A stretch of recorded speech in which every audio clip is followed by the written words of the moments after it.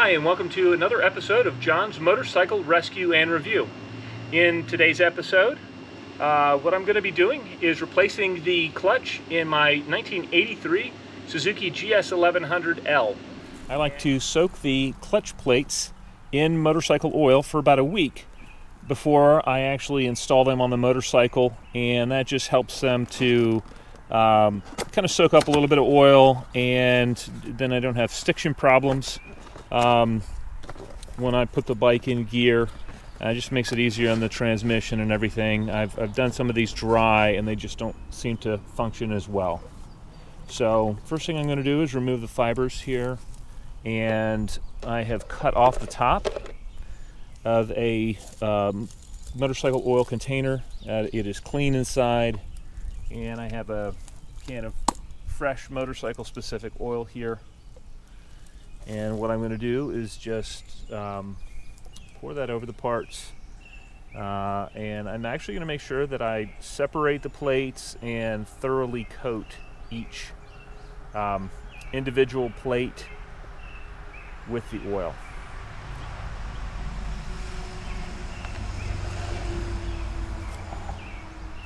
So there's now enough oil in the bottom to cover. And what I'll do is just separate each plate and rotate it until it has just full coverage on it. And then actually I'll come back several times and rotate these again, just to make sure that the entire plate has had a nice soak in the oil. I started this job by removing the clutch actuator lever from on top of the clutch housing, and then the rear brake pedal, and immediately started in undoing the clutch cover bolts. These, when you take these off, it's critical to keep these in order. So I just put mine in a line, starting with my first one. And it's just, if you don't get these in order, they're different lengths and you can really screw something up. So want to make sure you take your time with those and put them where they're not going to get messed up. Next thing I did, I had a little bit of a struggle here getting the clutch cover off the bike. I gently pried around with some tools and wasn't really getting it, and ended up using a claw hammer. It just allowed me to kind of gently get the leverage I needed and start the clutch cover kind of coming off, and then once it was started, I was able to remove it by hand. You want to be very gentle there, not to break any of the housings or anything. Next step is gasket removal, and used several clean razor blades and removed all the old gasket material. It took me about 45 minutes to do that part of the job, and it's critical here. You can see the napkin over the clutch cover. You don't want to get junk in the engine, so take your time, be clean. Here I'm removing the springs from the clutch cover itself, and it's just those 6 bolts, and then you can take out the clutch cover and immediately have access to the springs. So I'm getting my first look at the fibers and steels that were in the bike originally.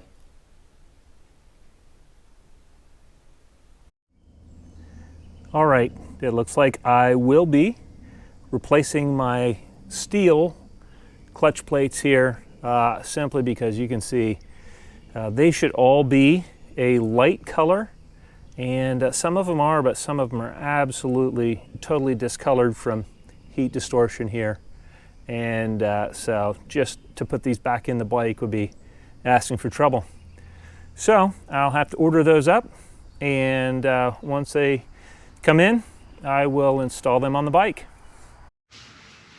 Okay, I have just picked up the new steel clutch plates, and while I was in, I looked at the spacers here for the springs, and they have some wear right here, and so what I did was order 6 of these new as well. So I'll be installing them as I put the clutch back together.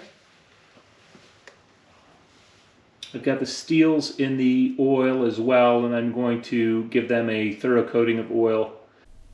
All right, I am replacing all of the clutch plates They've been lubricated in oil, and I'm alternating between the steels and the fibers. I'm then going to replace the clutch hub and make sure the shaft is sticking out, the gear teeth facing forward. I finger tightened all the bolts just to get them started, and then I went around and tightened them down in a crosshatch pattern just for even tightening. After that, I went ahead and torqued them all down to 9 foot-pounds, again in a crosshatch pattern, you can see there. And once that was done, I went ahead and cleaned everything with a rag. It has a little bit of brake fluid, or I'm sorry, brake cleaner on it. And I hate leaks, so this is not something that you have to do, but for me, for peace of mind, I went ahead and put a little bit of non-hardening gasket sealing material on here.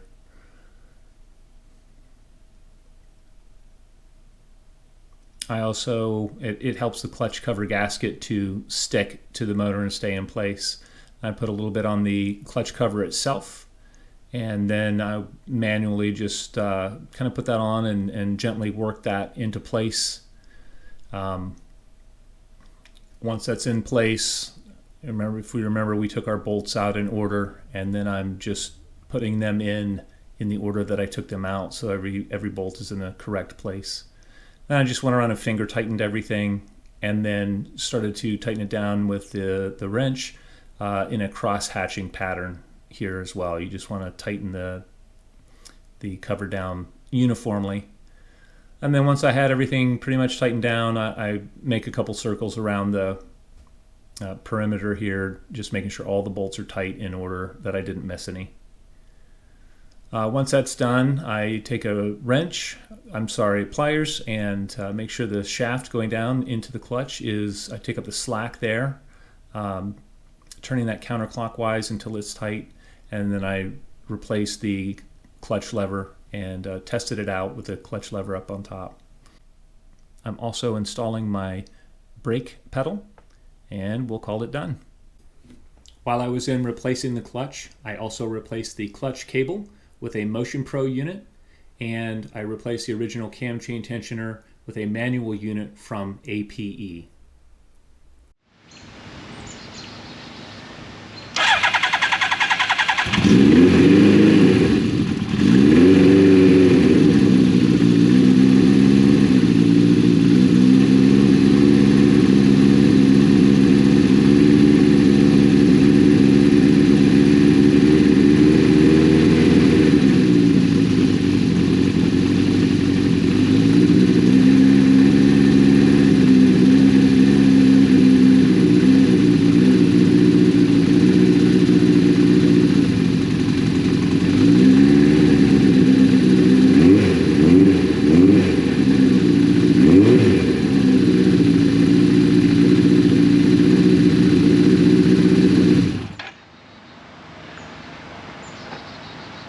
Alright, good news, she fired right up.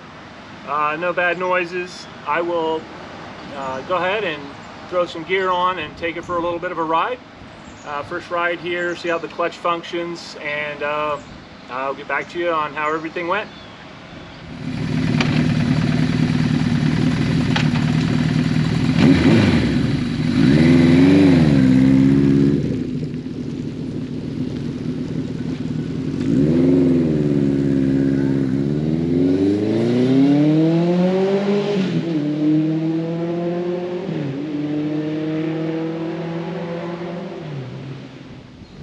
I just got back from the test drive on the GS1100L, and everything went smoothly. The clutch, there was no slippage. The bike pulls hard from idle to redline. The bike does not jump when I put it into gear, and the clutch doesn't seem to drag. The shift quality is very good. I'll ride it for a little bit, probably about 500 miles or so, and then just change the oil.